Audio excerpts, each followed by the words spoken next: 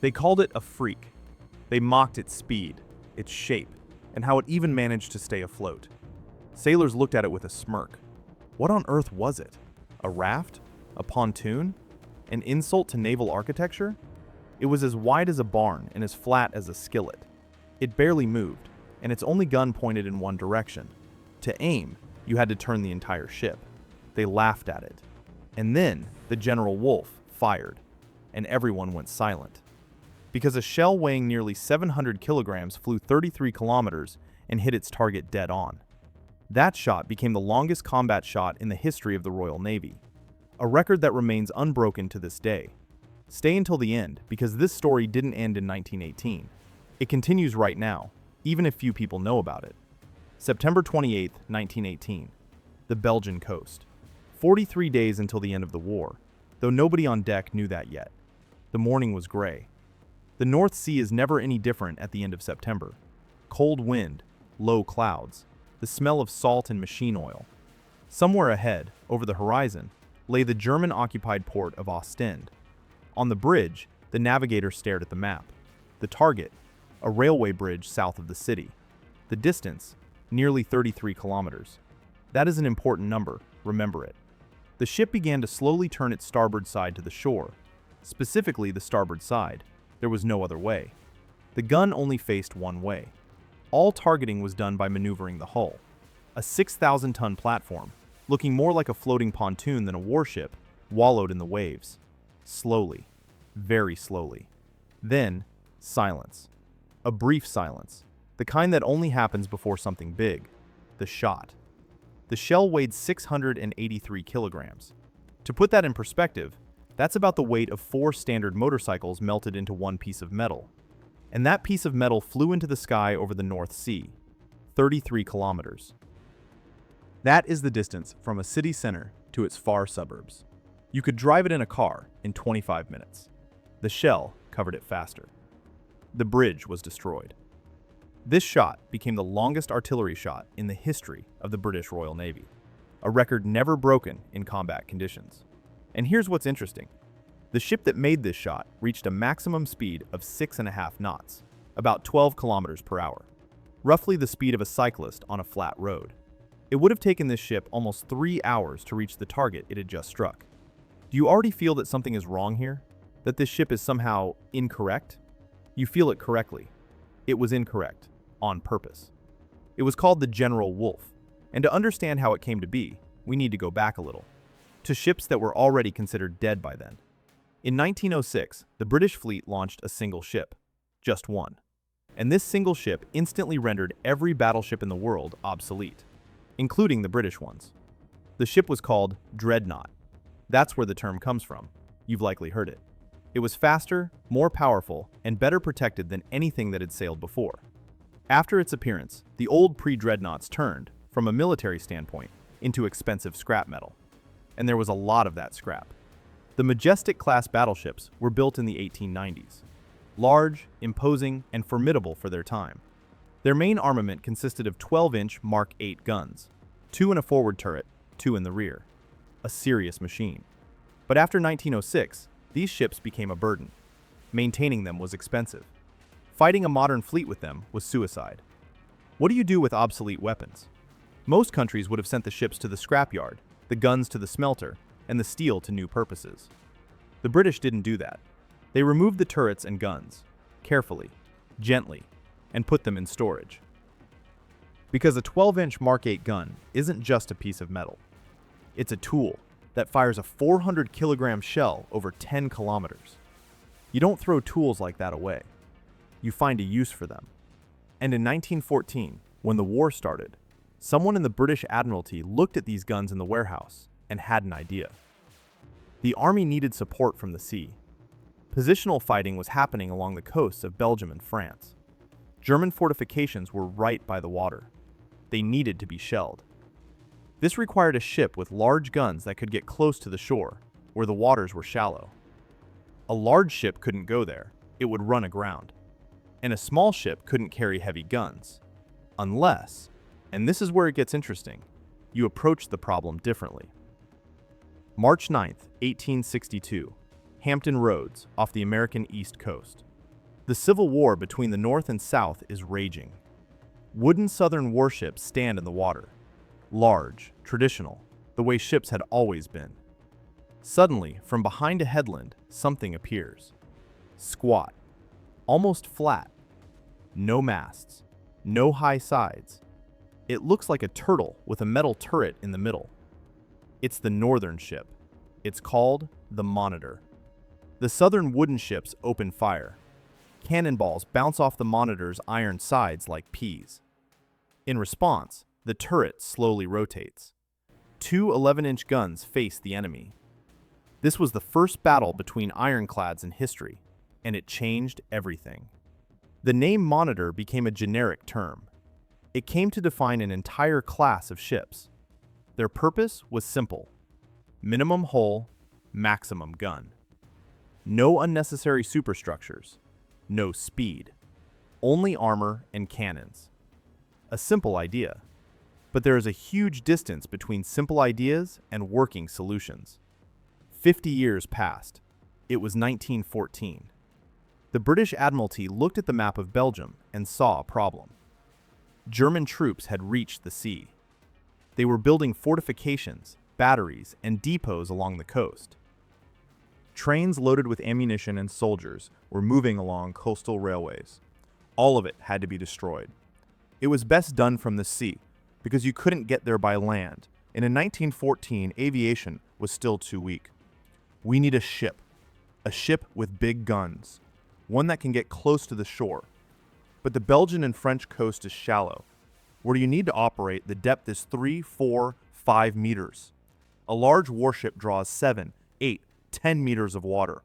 It would simply run aground before reaching its position. And then, someone remembered the Monitor. The idea was as follows: take a very wide and very flat hull. Wide, so the ship wouldn't capsize from the recoil of the shot. Flat, to minimize draft, allowing it to enter where a big ship couldn't. Put a heavy turret with guns on it, and send it to the shore. Speed? Not needed. Beauty? Not needed. Seaworthiness in the open ocean? Barely needed. These ships would operate in coastal waters, under cover. Thus, the Lord Clive-class monitors were born. 8 of them were built, all in 1915. Quickly, because the design was intentionally simple. Look at the numbers. Length, 102 meters. That's normal for many ships. But the width is 27 meters. 27. For comparison, a standard highway lane is about 3.5 meters wide. The width of this ship is almost 8 such lanes. Yet the draft, the depth the hull goes into the water, is only 3 meters. 3 meters for a width of 27. This isn't a ship, it's a raft. A very big, very heavy, very armored raft. Displacement, 6,000 tons. 2 triple expansion steam engines and 2 boilers gave a total of 2,300 horsepower. For understanding, a modern mass-produced car has 150 to 200 horsepower. 2,300 horsepower for a 6,000-ton hull is nothing. The maximum speed was 6.5 knots, 12 kilometers per hour. But speed wasn't needed. Armor was. The hull was protected by 152mm armor plates, hardened by the method of German engineer Krupp, at the time, one of the best ways to produce ship armor. The deck, 50mm. The turret with guns was inherited from old battleships. Its armor was 254mm, 10 inches. You could shoot at such a turret with a medium caliber gun and not pierce it. And inside the turret stood 2 12-inch Mark 8 guns, the very ones stripped from the old battleships. Each barrel had independent vertical aiming. You could raise one barrel higher than the other. The aiming drive was hydraulic. The maximum elevation was 30 degrees. That was enough to hit far. Here is the result. A ship that looks ridiculous, that barely moves, that cannot go into the open ocean without risking the crew's life, but one that can approach the shore where others can't. stop, and methodically, shell by shell, tear apart German positions from a distance unreachable by enemy coastal guns. A mutant? Yes, a mutant. But a mutant sharpened for a specific task. And it had a task. Autumn 1915. The British command looks at the map and makes a decision that sounds strange in itself. Send 2 monitors, the Earl of Peterborough and the Sir Thomas Picton, to the Mediterranean. From the northern waters where they were built and tested, to the Mediterranean, around Europe, past the Bay of Biscay. Do you know what the Bay of Biscay is? It is one of the most turbulent parts of the world's oceans. Atlantic storms there are such that even large modern vessels tread carefully, and you have to take a ship 27 meters wide with a 3-meter draft through that bay. A ship with a maximum speed of 12 kilometers per hour. A flat-bottomed ship that bobbed on the waves like a cork. For the crews, it was a unique ordeal. No archival records of this transit have survived in the public domain. But there is no doubt it was a very unpleasant journey. Very long and very unpleasant. They arrived. In November 1915, both monitors arrived at the Greek island of Lemnos. That was where the main Allied naval base was located, Mudros Bay. A huge, protected bay filled with ships from across the empire. Battleships, cruisers, transports, destroyers. And now, 2 squat monsters from the north. But why were they sent here at all? To understand that, we need to pause for a second and talk about what was happening in this region in 1915. The Dardanelles, a narrow strait between Europe and Asia, connecting the Aegean Sea to the Sea of Marmara. Whoever holds this strait holds the sea route to Constantinople, then the capital of the Ottoman Empire, which was fighting on the side of Germany. The British command decided, if we capture the strait and knock the Ottoman Empire out of the war, it could change the entire course of the war in the East. It sounded logical, on paper. In February 1915, the Allied fleet began the operation. Ships entered the strait and opened fire on Turkish coastal batteries. The Turks fired back. Then the fleet tried to push further and ran into minefields. In one day, March 18, 1915, the Allies lost 3 major ships sunk and 3 more seriously damaged. The fleet retreated. They decided to land infantry. They landed. The infantry got bogged down in trenches on the Gallipoli Peninsula. A positional meat grinder began, similar to everything happening on the Western Front, only with heat, mosquitoes, and dysentery added on top. By autumn 1915, it was clear. The operation had failed. The command began thinking about evacuation, and it was at that moment that the Earl of Peterborough and the Sir Thomas Picton arrived. They made it to the finale, to the very end. They provided fire support to the last positions, covering the withdrawal. Their 12-inch guns worked where they needed to suppress Turkish batteries and prevent the enemy from attacking the retreating troops. Detailed data on their specific firing at the final stage of the operation has not survived, but the fact itself is important. Ships built for the shallows of the northern coast of France and Belgium ended up off the coast of Turkey. And then, the paths of the 2 monitors diverged. The Sir Thomas Picton would eventually return to the metropolis. In 1921, it would be scrapped. It would live for only 6 years, from launch to dismantling. A short life for a ship. The Earl of Peterborough stayed. It was transferred to the island of Lesbos, where the British squadron controlled the eastern part of the Mediterranean. And then, another transfer, to the Adriatic Sea. The Adriatic is a long, narrow bay between Italy and the lands that then belonged to the Austro-Hungarian Empire. Italy entered the war on the side of the Entente in 1915 and fought the Austrians along the mountain border, heavily, with huge losses, almost without progress. The Italian army needed support, and the Earl of Peterborough provided it, with gunfire from the sea against Austrian positions on the shore. The very same ship that was built for Belgium fought off the coast of Austria-Hungary. In war, things rarely go to plan. This applies not only to people, but to ships as well. And while the Earl of Peterborough was serving in the Adriatic, in the north, off the coast of Belgium, something else was happening. There, the British command looked at its monitors and decided, what if this is not enough? What if 12 inches is too little? 1917. Somewhere in a British shipyard, a ship with an unusual history is being finished. It began as a large light cruiser, fast, long, well-armed. But in the process of construction, someone in the Admiralty decided, let it carry the biggest guns that exist in the British fleet. 18 inches, 457 millimeters in barrel diameter. The ship was named Furious.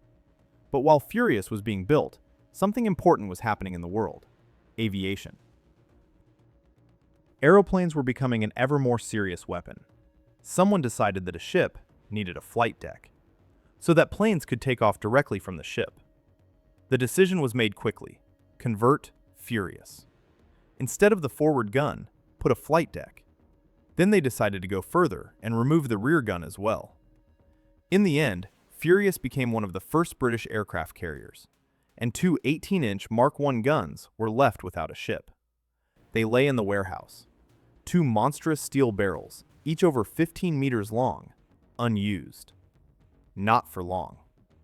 In 1918, the British command made a decision: mount these guns on monitors, on 3 ships: Lord Clive, Prince Eugene, and General Wolfe, in addition to the existing 12-inch guns. Let's stop and realize what is actually happening. On a ship that is already carrying a turret with 2 heavy guns, they put another one, a separate one, a caliber of almost half a meter, 457 millimeters. This isn't just a large caliber. This is the largest caliber in the history of the British Royal Navy. Up to that point. And after that point too, the British fleet never used guns of such caliber again. Let's try to understand what that physically means.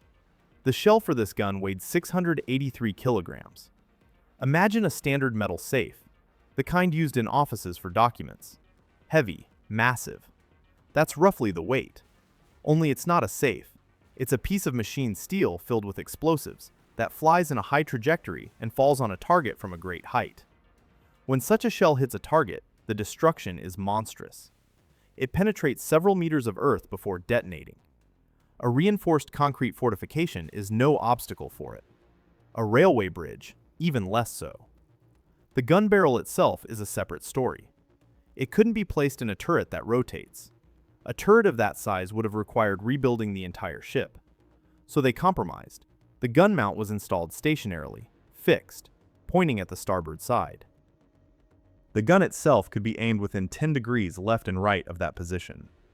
10 degrees. Very little. What does this mean in practice? It means that to aim, you have to turn the entire ship. Not the turret, not the gun. The entire ship. A 6,000-ton platform, which is hard to control even in the best of times, had to be maneuvered so that the gun faced exactly in the right direction, and then hold that course until the shot was fired. Now imagine what it's like to control such a ship in the surf, when the wind is pressing from one side, the current is pulling from the other, and the gun commander demands to hold the course exactly on a target 33 kilometers away. This isn't naval tactics. This is precision work, with giant instruments. To make life for the crew a little easier, special anchor cables were rigged under the monitors. They were tensioned in a specific way so the ship would occupy the necessary position and hold it during the firing. An anchor system as a sight. Primitive? Yes, but it worked. The gun had another limitation. The maximum elevation was 20 degrees. That is less than the 12-inch turret guns, which had 30 degrees. It would seem worse. But even at 20 degrees, a shell weighing nearly 700 kilograms flew almost 33 kilometers. And now about what happened next. As soon as the first guns were installed and tested, the next experiment began on the Lord Clive. Its 457mm gun was removed, and instead, they put something even more unusual: an experimental 3-gun turret of 381mm caliber. 3 barrels in 1 turret. This was an experimental setup that hadn't been used anywhere else. Lord Clive turned into a floating laboratory, a ship where British engineers tested ideas that couldn't be tested otherwise. The war was ending faster than the rearmament programs were unfolding. 2 ships remained with the Mark I gun: Lord Clive and General Wolfe. Autumn 1918. German positions off the Belgian coast. And the question that had been hanging in the air from the very beginning: does this work at all?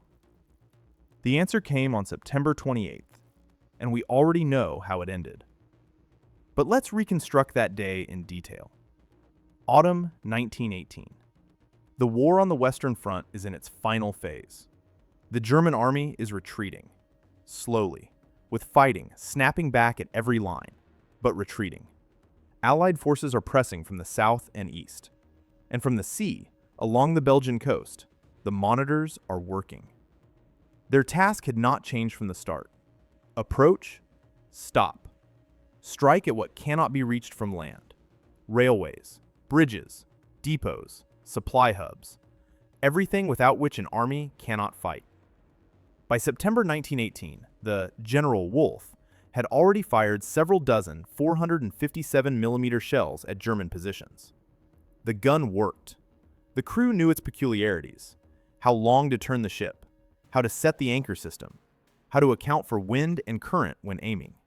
This was no longer experimental firing. This was work. On September 28th, the order came.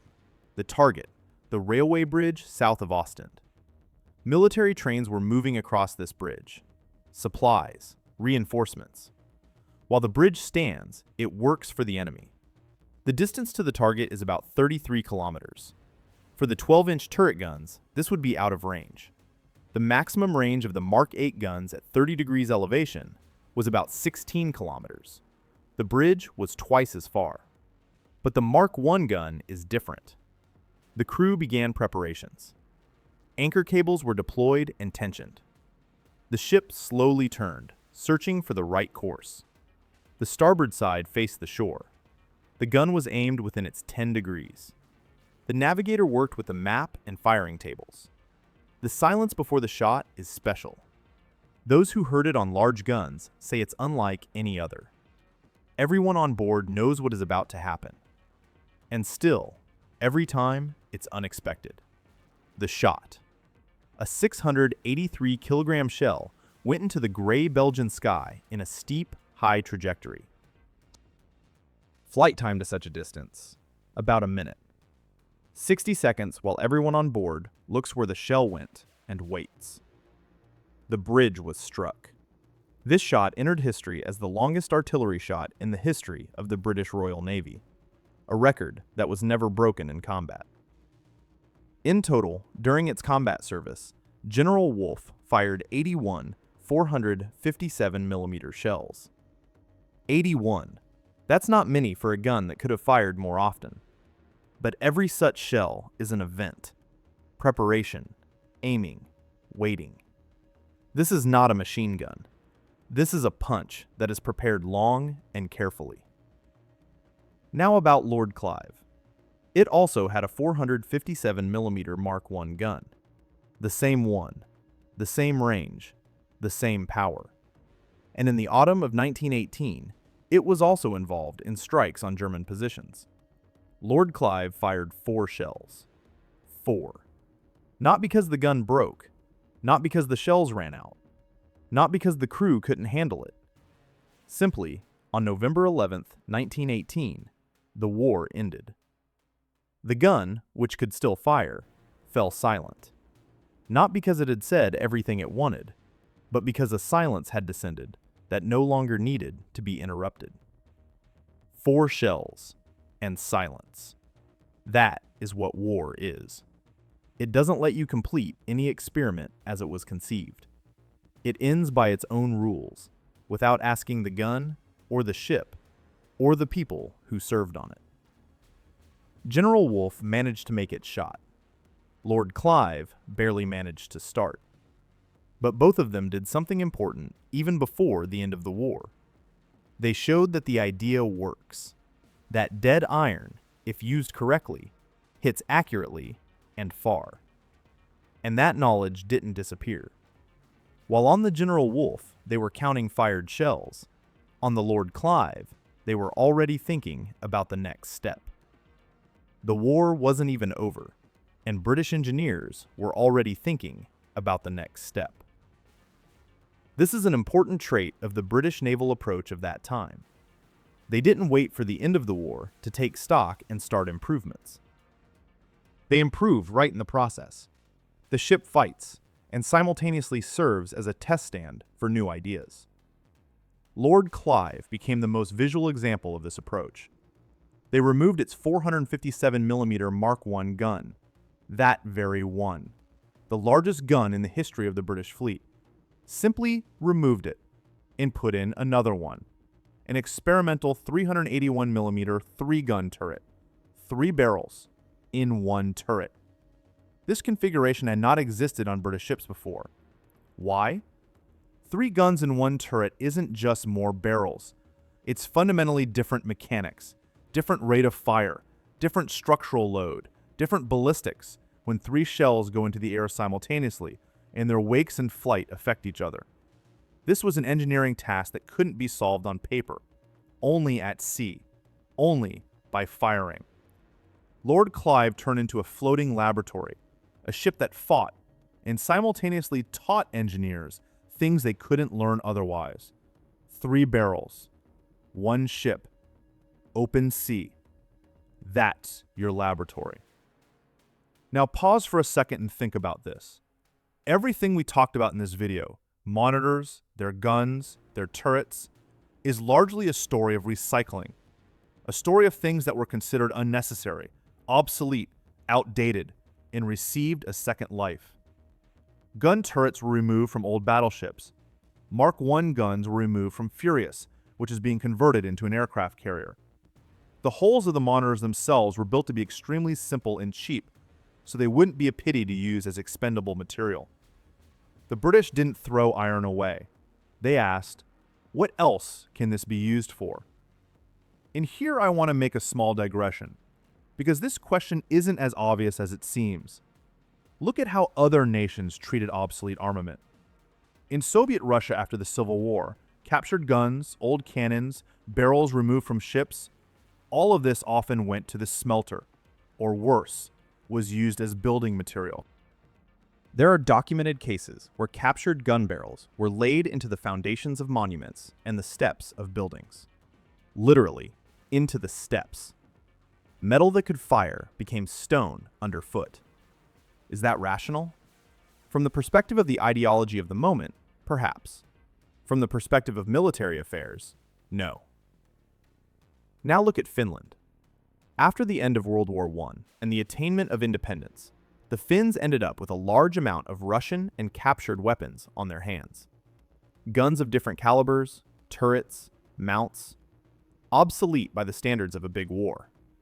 What did the Finns do? They greased them, preserved them, put them into position, studied them. Some of these guns later fought in the Winter War of 1939 to 1940, 20 years after they were made. 20 years. Guns that everyone had long since written off continued to serve. The difference between these approaches isn't just a difference in thriftiness. It's a difference in how a country thinks about its resources and about its history. The British on their monitors showed a third way. Not the smelter, not a museum, but a re-evaluation. Take what you have and find a new application for it. Even if the application looks strange. Even if the ship looks like a raft. Even if the gun points in only one direction. The main thing is that it fires where it needs to. Lord Clive with its experimental turret. General Wolfe with its record-breaking shot. Earl of Peterborough off the coast of Austria-Hungary. Each of these ships found its task. Each solved it. But the war was ending, and with it, the era of these ships was ending. November 11th, 1918. At 11 o'clock in the morning, Western European time, the guns fell silent on all fronts. The war ended. The fleet began counting ships. What to keep, what to write off. What is expensive to maintain and useless? The monitors fell into the second category immediately. It was a predictable fate. The ships were built for a specific task: coastal support for the army along the shallow coast in conditions of positional warfare. The positional war ended. The war in general ended. The shallow coast of Belgium and France was no longer a theater of military operations. 8 squat ships with huge guns simply became expensive to maintain monuments to themselves. In 1921, 6 of the 8 went under the knife. General Wolfe, the very same. The ship that on September 28, 1918, made the longest artillery shot in the history of the Royal Navy. 81 457mm shells, a record that was never broken in combat conditions. In 1921, it was taken to the shipyard and they began cutting it up.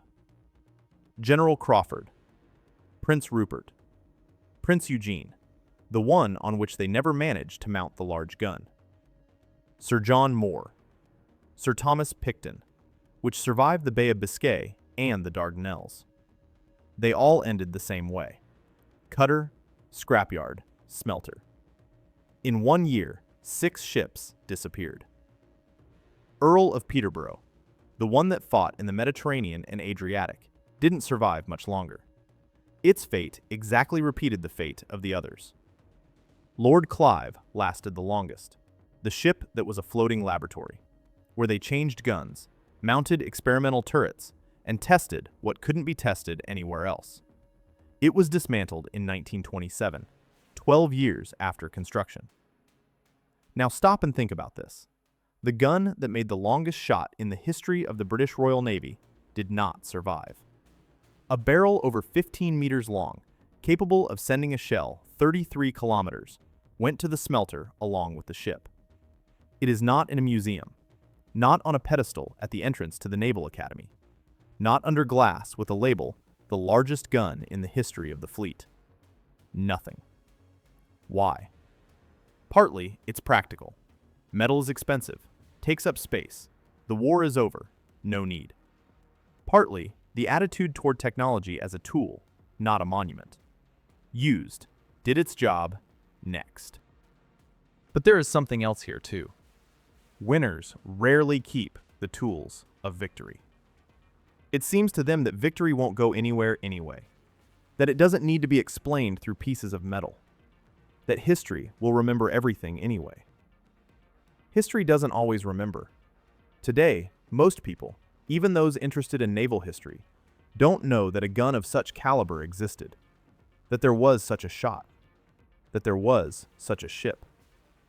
The information is there, in archives, in specialized publications, in the documents of the British Admiralty, which became available to researchers decades later. But the ship is gone. The gun is gone. To touch, to stand next to realize the scale is impossible. But the scale was there. 8 ships, several theaters of military operations, the Dardanelles, the Adriatic, the Belgian coast, thousands of fired shells, hundreds of people in the crews, people who lived on these flat, uncomfortable, rocking platforms, slept next to the guns, ate next to the guns, waited for the order next to the guns. Little is written about the monitor crews, not because there is nothing to write, but because monitors were not flagships, were not beautiful, were not fast.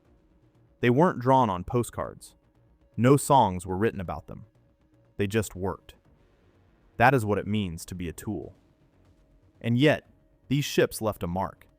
Not in metal, no metal remained. In the idea.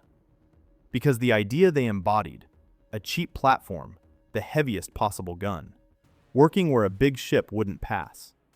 That idea didn't go anywhere. It just changed form. And about that, in the next part.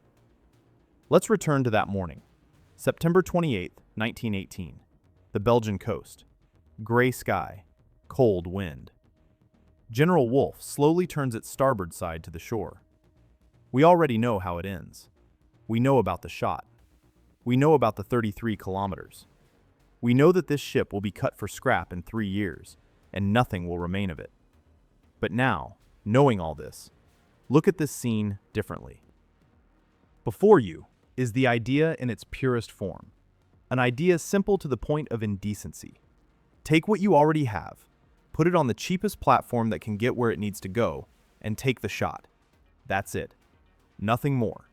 No elegance, no beauty, only function. This idea didn't die with the monitors. After World War II, naval designers around the world were thinking about one and the same task. How can a small, cheap ship deliver a serious strike? How to make it so that small and fast is dangerous for big and powerful? The answer didn't come immediately, but it came. In 1967, an Egyptian missile boat sank the Israeli destroyer Eilat. A small ship of Soviet design, armed with anti-ship missiles, destroyed a large warship from a safe distance. This was the first case in history where a warship was sunk by a missile fired from another ship. The naval world was shaken. A missile boat.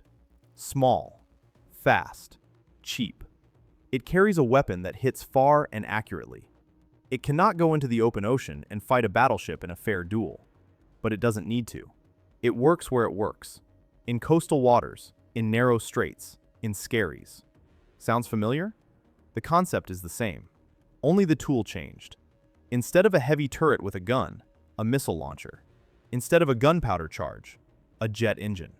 Instead of a 683-kilogram shell, a missile that flies over the water at a height of a few meters and hits where it was aimed. Let's go further. Today, coastal missile complexes are in service with dozens of the world's navies. These are stationary or mobile installations on the shore that control significant sections of coastal space. They don't swim. They just stand and strike over hundreds of kilometers. The Lord Clive-class monitor also barely swam. It stood on its anchor system and struck at 33 kilometers. The difference is in technology. The essence is one. And here is what is interesting. Those who built these coastal complexes never said, "We were inspired by the British monitors of World War I." They solved their task with their own means. But the task was the same. And the solution, in its basis, was the same. Good ideas don't need to be remembered. They just return, under a different name, in a different form. Sometimes 100 years later. Now I want to say something else, about what we talked about in the middle of this video, about the attitude toward old weapons, about smelting and about the Finns who greased old guns and put them into position. There is a temptation to think that obsolete weapons are just obsolete weapons, that technical progress makes them useless, that the place for old guns is in a museum or the smelter. The British monitors say otherwise. The 12-inch Mark 8 guns, removed from battleships of the 1890s, continued to fire in 1918, over 20-odd years after they were made. And they fired accurately, and hit where they needed to. Weapons don't become obsolete when something newer appears. They become obsolete when there is no longer a task for them. Find a task, and the old iron becomes a weapon again. General Wolfe found its task on September 28, 1918. On that gray morning off the coast of Belgium. A ship that looked ridiculous, that barely moved, that faced the gun in only one direction. It took the shot. A 683-kilogram shell went into the sky and flew 33 kilometers. The bridge was struck. The record was set. And never again, not in any war, not on any ship of the Royal Navy, was this record surpassed in combat conditions. Dead iron fired, and the shot was successful. Friends, thank you for your attention. Be sure to write your opinion about this ship in the comments. It will be very interesting for me to read it. See you in the next video.